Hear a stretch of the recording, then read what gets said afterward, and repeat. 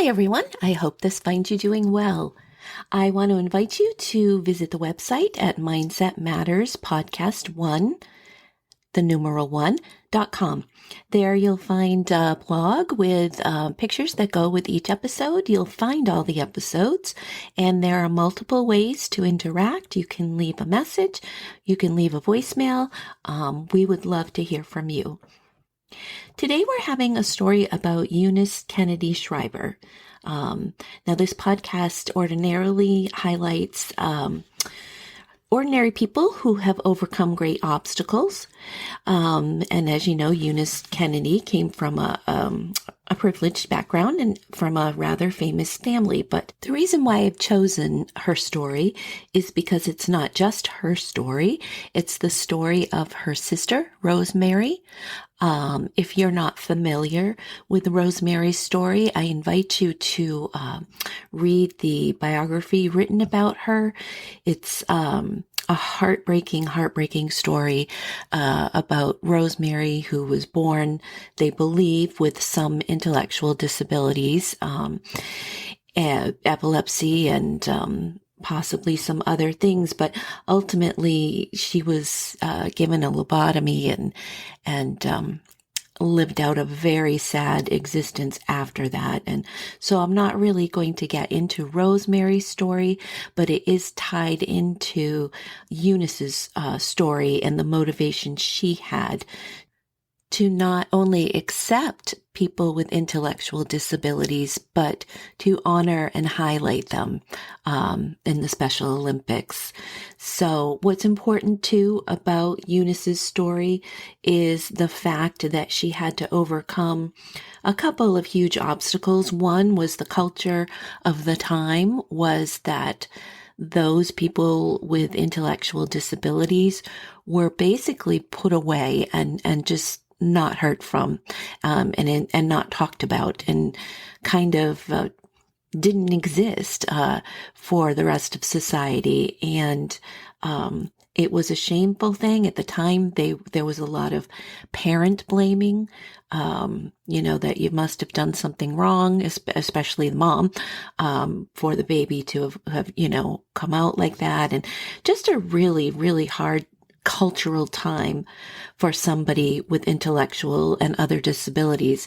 So Eunice really had to overcome that huge cultural stigma that surrounded the whole topic.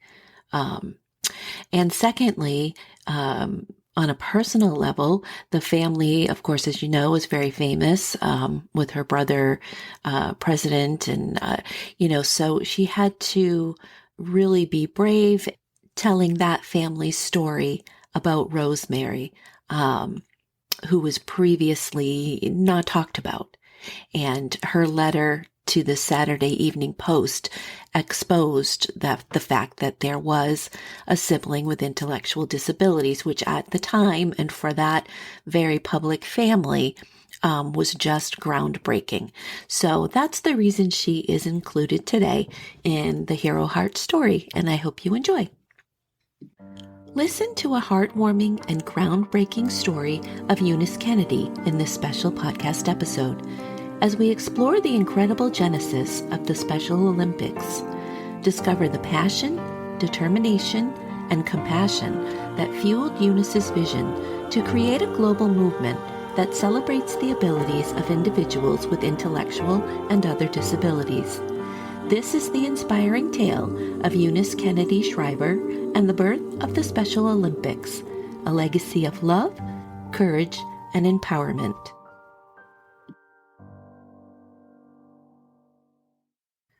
Welcome to Mindset Matters, The Courage to Continue, the podcast where we explore the extraordinary lives of ordinary individuals who have overcome immense challenges and emerged as beacons of inspiration.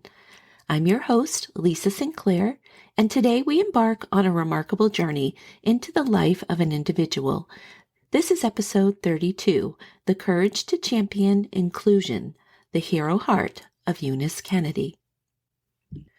In the 1960s, people with intellectual disabilities faced significant challenges in terms of societal attitudes and treatment. During this era, there was a prevailing lack of understanding and acceptance, often resulting in individuals with intellectual disabilities being marginalized and stigmatized. Many societal norms and institutions reinforced misconceptions, contributing to a sense of exclusion and limited opportunities for this population. In terms of education, individuals with intellectual disabilities, who at that time may have been called feeble-minded or mentally retarded, were often segregated into separate schools, or in some cases denied access to formal education altogether. Discrimination extended beyond the educational system, affecting employment opportunities and social interactions. Many people with intellectual disabilities were relegated to sheltered workshops or faced outright exclusion from the workforce altogether. Medical practices also reflected the prevailing attitudes of the time. Some individuals with intellectual disabilities were subjected to treatments such as institutionalization, isolation, and even controversial medical procedures like lobotomies. These practices were often carried out without considering the autonomy or well-being of the individuals involved. The societal perspective on individuals with intellectual disabilities began to shift slowly during the 1960s, with advocates like Eunice Kennedy Shriver playing a crucial role in challenging stereotypes and advocating for inclusion. Despite the prevailing challenges, the decade laid the groundwork for subsequent movements and initiatives that sought to promote understanding, acceptance, and equal opportunities for individuals with disabilities.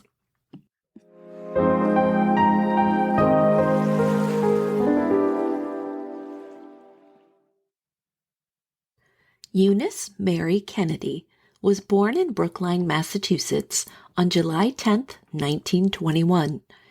She was the fifth of 9 children of Joseph Kennedy Sr. and Rose Fitzgerald. Eunice's older sister Rosemary was experiencing seizures and violent mood swings. In response to these issues, her father arranged a prefrontal lobotomy in 1941 when Rosemary was 23 years of age. The procedure left her permanently handicapped and rendered her unable to speak intelligibly. Rosemary's condition was hidden from the world and was an unspoken subject. This likely impacted Eunice and was a part of her passion for people with intellectual disabilities. Eunice was educated at the Convent of the Sacred Heart, Roehampton in London, and Manhattanville College. After graduating from Stanford in 1943 with a Bachelor of Science degree in sociology, she moved to Washington, D.C. During her time there, Eunice served as a social worker at the Federal Industrial Institution for Women for 1 year before moving to Chicago in 1951 to work for the House of the Good Shepherd, a women's shelter, and for the Chicago Juvenile Court. Throughout the late 1950s and early 1960s, Eunice visited institutions for people with intellectual disabilities. They were then called feeble-minded or mentally retarded. Eunice was appalled by the treatment of these individuals and motivated by the notion that given the right opportunities, they would be more capable than commonly believed. She brought the plight of the circumstances that people with intellectual disabilities were living in to the attention of the leaders of our country and said that people with ID were people of value and must be included in our society. This was a groundbreaking concept at the time, completely going against the existing model of exclusion and hiding people away. When she began her mission to break down these barriers, there were many who said, just leave them where they are. Some even said, they're happier where they are. But she knew better and she did not back down. She was the guiding force behind a federal commitment to address and change these circumstances. In 1957, Eunice assumed the role of Executive Vice President at the Joseph P. Kennedy Jr. Foundation. Under her leadership, there was a notable shift in the foundation's priorities, moving away from a focus on Catholic charities to emphasizing research on the origins of intellectual disabilities and exploring compassionate approaches to their treatment. This commitment ultimately played a pivotal role in the establishment of significant initiatives, including the Special Olympics movement. During the early 1960s, Eunice authored an article for the Saturday Evening Post, revealing that her sister, Rosemary, who was also President John F. Kennedy's sister, was born with intellectual disabilities, which was stated as mental retardation in the article. This candid piece about the president's family was regarded as a pivotal moment in transforming public perceptions of individuals with intellectual disabilities.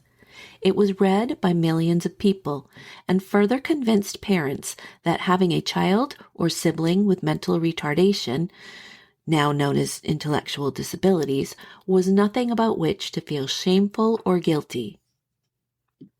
The story helped turn the tide away from secrecy and toward openness, an effort that parent organizations like the ARC, Association for Retarded Citizens, had started years earlier. The article also poked holes in the theory of psychogenesis that blamed parents for their children's challenges. There is no doubt that Rosemary's membership in a very public, powerful family and her sister Eunice's determination to speak out made developmental disability a higher public policy priority in the United States.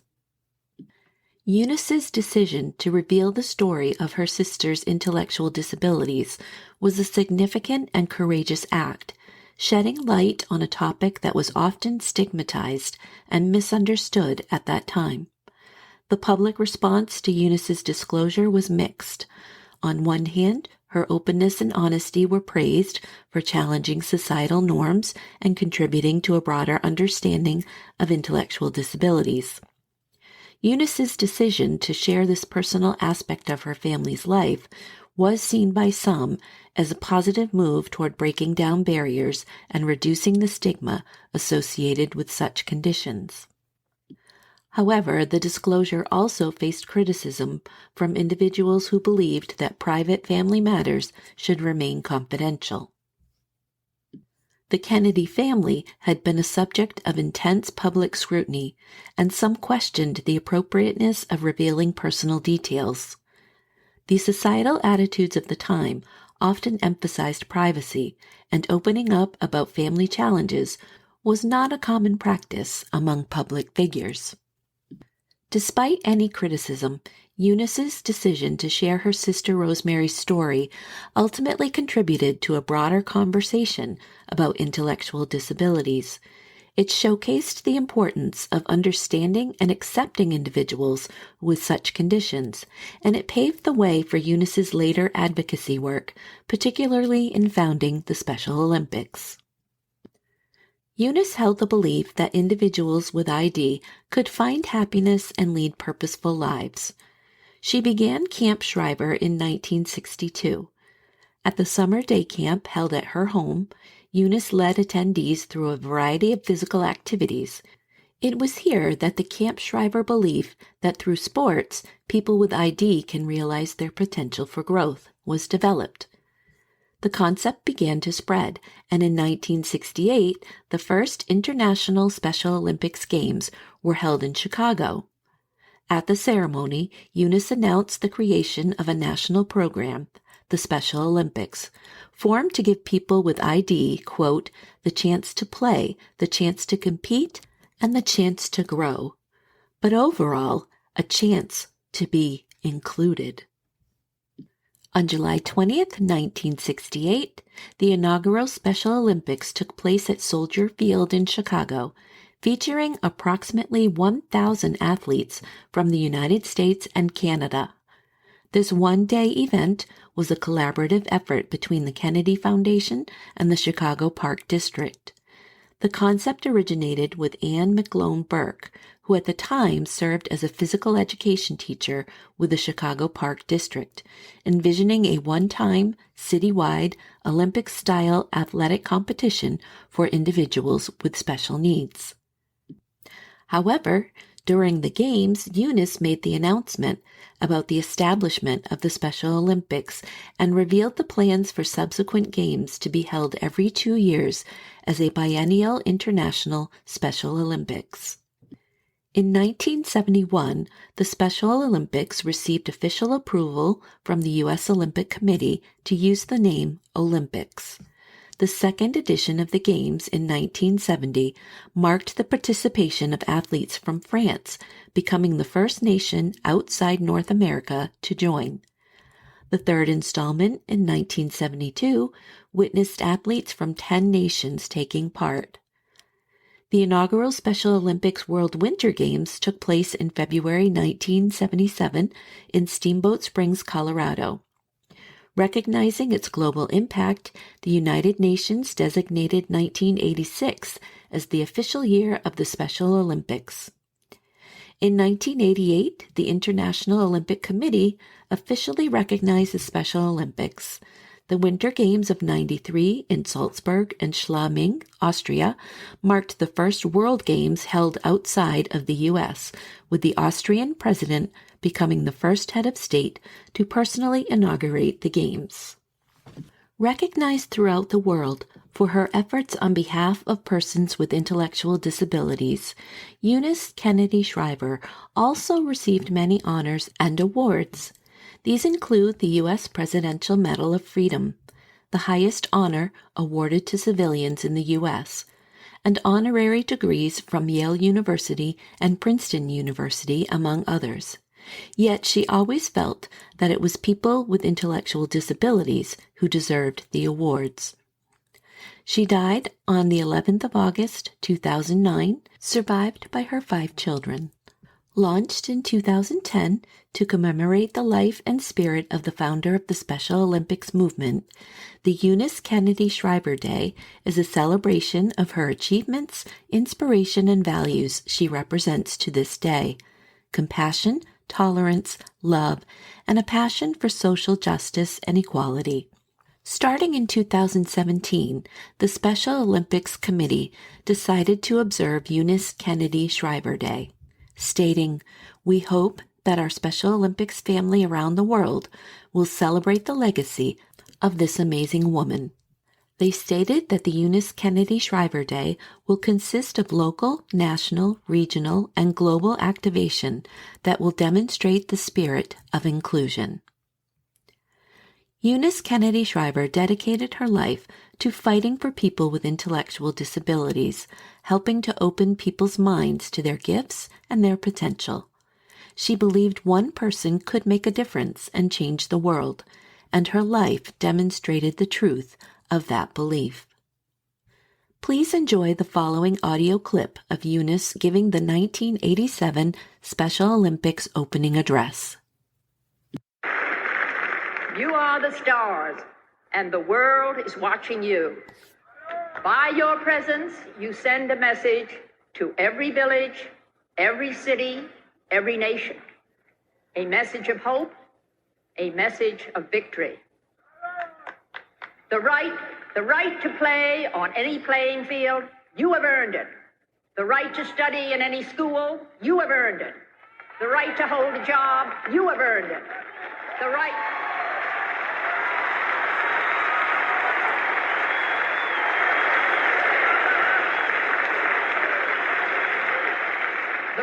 to be anyone's neighbor, you have earned it.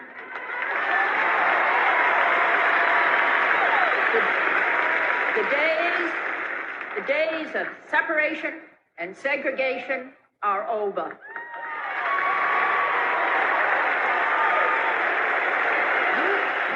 You Special Olympians have thrilled us on the playing fields of the world. You have taught us that what matters is not power or politics, weapons or wealth. What truly counts is the courageous spirit and the generous heart.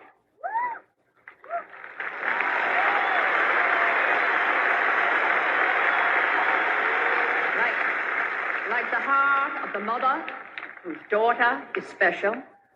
She walked with her child 16 miles each week from her village to the coach who taught her daughter how to run. This mother is in the stadium tonight, and tomorrow, with the world watching, she will see her daughter race in the 200-meter dash.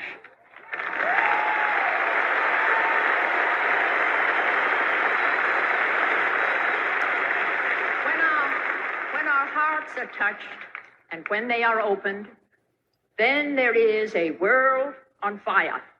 As the philosopher wrote, after conquering the winds and the waves, the tides and gravity, we shall harness for God the energies of love. And then, for the second time in the history of the world, man will discover fire. Good luck, Special Olympians.